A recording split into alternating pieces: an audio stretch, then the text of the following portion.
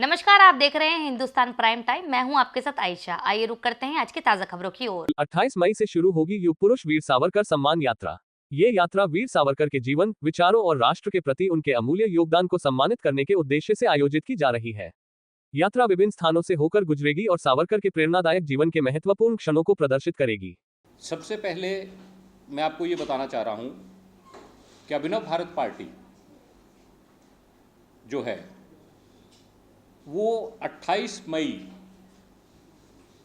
2025 जो कि वीर विनायक दामोदर सावरकर जी की जयंती है, 132वीं जयंती, उस जयंती के उपलक्ष्य में भगूर में, नासिक भगूर में जो उनका पैतृक गांव है, जो उनका पैतृक घर है, वहाँ से एक सावरकर सम्मान यात्रा निकालने जा रही है, जो कि देश के लगभग 22 राज्यों से होती हुई और 100 से 150, 125 से 150 के करीब जिलों से होती हुई दिल्ली में 30 जून को संपन्न होगी। इस यात्रा का जो मुख्य उद्देश्य है, इसका नाम ही हमने रखा है सावरकर सम्मान यात्रा। तो भाव ये है कि सावरकर जी को जो सम्मान उस क्रांतिकारी को, उस योद्धा को, उस राष्ट्रवादी को जो इस देश में मिलना चाहिए था, वो सम्मान इस देश ने आज तक उनको नहीं दिया। तो इस यात्रा के माध्यम से हमारी सरकार से ये मांग रहेगी कि वीर सावरकर जी को भारत रत्न की उपाधि से दी जाए उनको।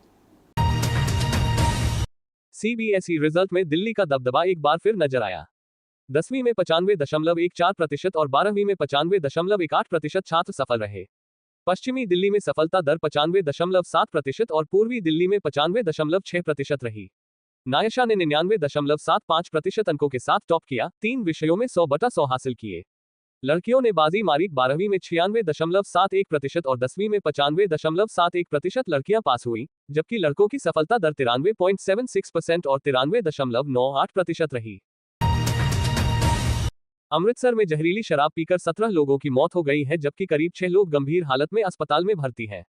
इस मामले में एक्शन लेते हुए एसएचओ और डीएसपी को सस्पेंड कर दिया गया है। वहीं सीएम भगवंत मान ने कड़े से कड़ा एक्शन लेने की बात कही है।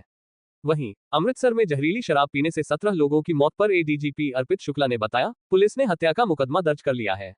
10 आरोपियों को गिरफ्तार किया गया है। झारखंड के 2.88 करोड़ राशन कार्ड धारकों के लिए बहुत बड़ी खुशखबरी है। राज्य के 2.88 करोड़ लोगों को एक साथ 3 महीने का राशन मिलेगा। राज्य के खाद्य आपूर्ति मंत्री इरफान अंसारी ने राशन कार्ड धारकों को जून, जुलाई और अगस्त 3 माह का राशन एक साथ देने का फैसला लिया है। आगामी भीषण गर्मी और मानसून के दौरान आपदा की स्थिति को देखते हुए ये निर्णय लिया गया है। भारत ने जवाबी हमले में पाकिस्तान के कई एयरबेस को तबाह कर दिया।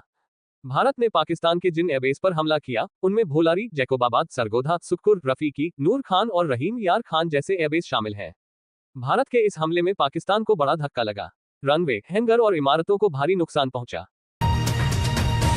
पहलगाम में बीते 22 अप्रैल को 26 लोगों की हत्या करने वाले आतंकी अभी भी गिरफ्त से बाहर हैं।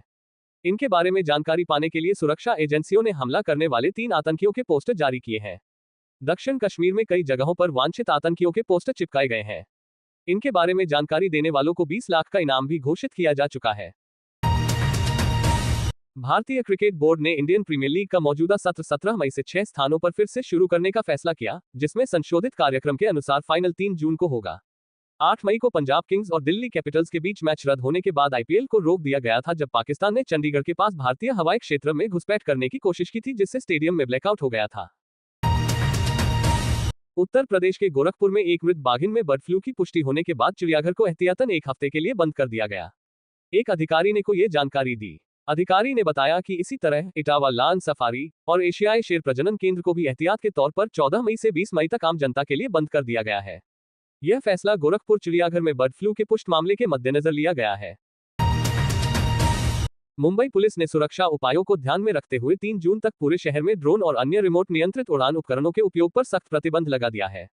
ग्रेटर मुंबई के पुलिस आयुक्त ने प्रतिबंध लगाने का आदेश दिया है। नागरिक उड्डयन महानिदेशालय ने ड्रोन संचालन के लिए मुंबई को रेड जोन घोषित किया है, जिसके तहत अनधिकृत ड्रोन उड़ाना गंभीर उल्लंघन माना जाता है। ऑपरेशन सिंदूर में मिली सफलता के बाद अब देश के अलग अलग राज्यों में भाजपा तिरंगा यात्रा निकाल रही है। इसी कड़ी में सीएम योगी आदित्यनाथ द्वारा लखनऊ में भारत शौर्य तिरंगा यात्रा निकाली जा रही है। बता दें कि यह तिरंगा यात्रा सीएम आवास 5 कालिदास मार्ग से शुरू होकर 1090 चौराहे तक जाएगी। ऐसे ही खास खबरों के लिए देखते रहिए हिंदुस्तान प्राइम टाइम।